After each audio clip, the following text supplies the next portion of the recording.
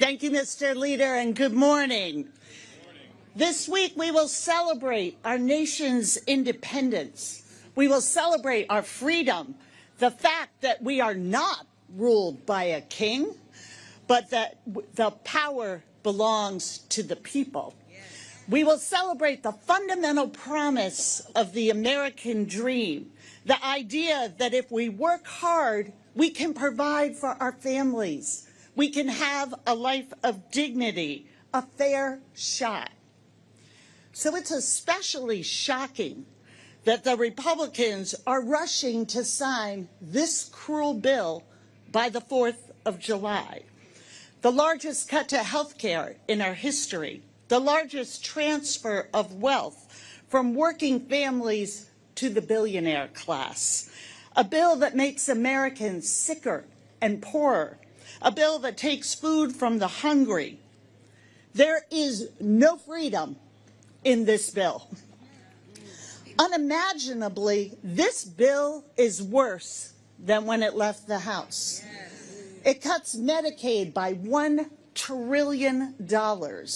It kicks 17 million Americans off of their health care. It threatens hundreds of hospitals with closure, along with a quarter of all nursing homes. It hikes the cost of electricity. It hands a 3% pay cut to hardworking people of this country and hands their children $5 trillion in debt. Does that sound like freedom to you? No. Or does that sound like a government of, by, and for the rich? So who would vote for this bill? Why would David Valadao vote for this bill? Over 65,000 people in his district will lose access to health care if this passes. 60,000 households will lose access to their food assistance.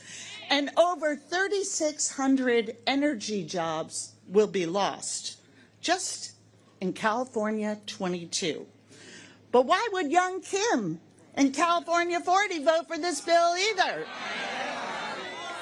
Over 31,000 people in her communities will lose their health care, and 15,000 households could lose access to food assistance.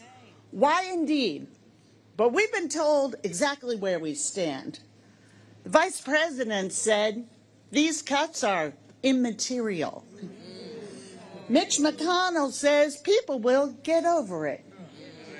Joni Ernst reminded us we're all going to die anyway. So at a time when most households are struggling to afford the basics, Republicans have a clear message for American families. You don't matter. The people that power America, our nurses, our first responders, our small business owners, our veterans. Under this bill, the Republican Party views you as expendable, and that opportunity is reserved for the elite. Freedom isn't something abstract. It's something you do. It's something you empower people to do.